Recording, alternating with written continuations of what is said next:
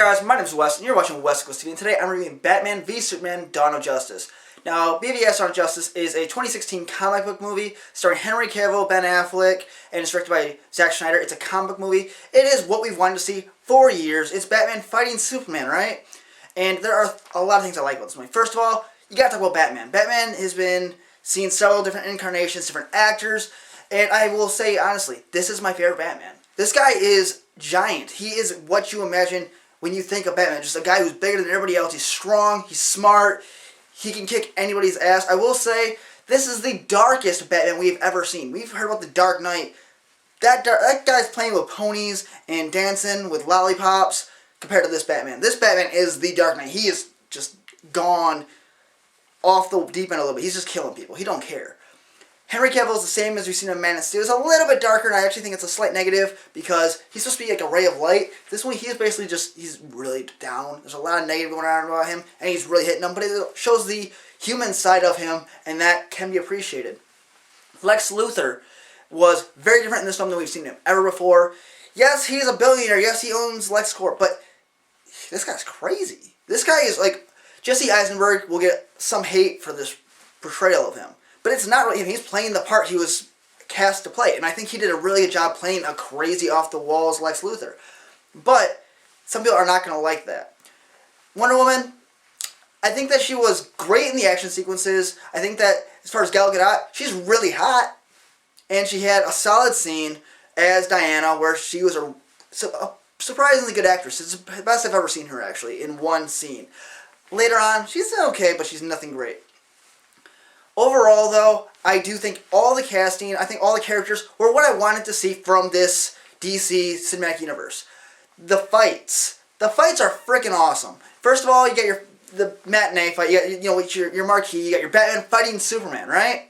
You got a great sequence. Everybody's getting their punches in.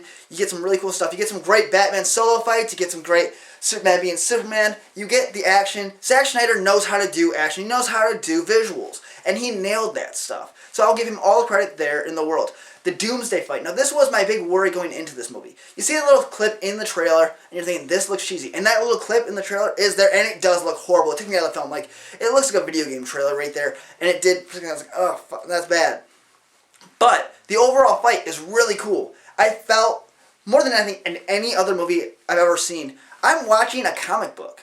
Because just watching these three heroes fight a legitimate monster, more than any Marvel movie ever. I don't care what Marvel movie it is. Yes, we love Loki.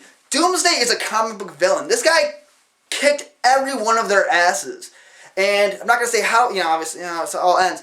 But the fight between that, you actually saw the heroes need to work together, need to really pull everything they had to do what they have to do. And I loved that. But there are some really big negatives. Overall, the story is good, but I'm not going to say it's the length. It's paced really well.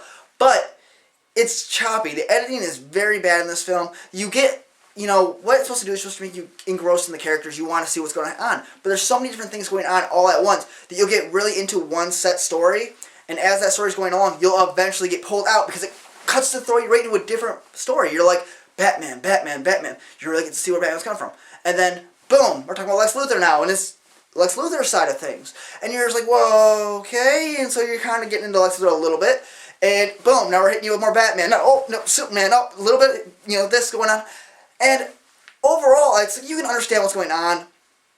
And that's not the worst thing ever, but it definitely was a huge negative to the film overall because it made it feel jumbled up. Now, there is apparently a 3-hour cut coming out that's rated R when it comes to Blu-ray. That might fill things in because it did feel like there was missing things. But there are also things in this movie that could have cut out to save time. There are dream sequences. We've seen them in the trailer, so it's not a spoiler.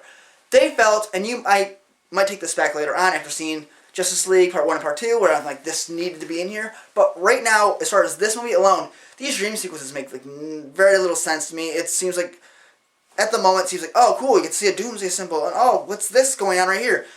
There are questions I still have. I want to watch it again just to get more information and really pay attention to it. But you could have taken those out, and the movie would have probably ran smoother, been a little bit shorter, and probably not felt so held down by everything that's going on. Now, that is all out of the way, I do just have to say, I like this movie. it's a movie that I can see a lot of people not liking. It's a really dark movie. This is not a movie you want to take all your kids to because this is not the Avengers. This is not a Marvel film. This is not a happy film. This is a really just depressing film in some ways. I really got into it. I think I really enjoyed it. And that's why I'm going to give Batman vs. Superman, Dawn of Justice, a 7.5-ish out of 10. I do recommend it if you are a fan of Man of Steel. You'll probably at least enjoy this film. If you like comic books, it's a movie you kind of have to see just because it's the first time you get to see these superstar comic characters. I mean, these are two of the biggest there have ever been on the screen up there for the first time. It didn't disappoint me. I liked it. But that is just my opinion. I want to know yours. What did you think about it? Let me know in the comment section down below. While you're down, click the button right over here if you like the video. Click subscribe to West Nichols TV if you want to subscribe and get more of my reviews. Speaking of my reviews, there's a link to some sort of video right over here, another review. Don't know which one just yet, but it'll be in this corner. You can share me on social media. It helps me out a lot. And you can follow me on Twitter at WesNichols14. Thank you for watching. My name is Wes. If you're watching West Nichols TV, have a great night. Bye.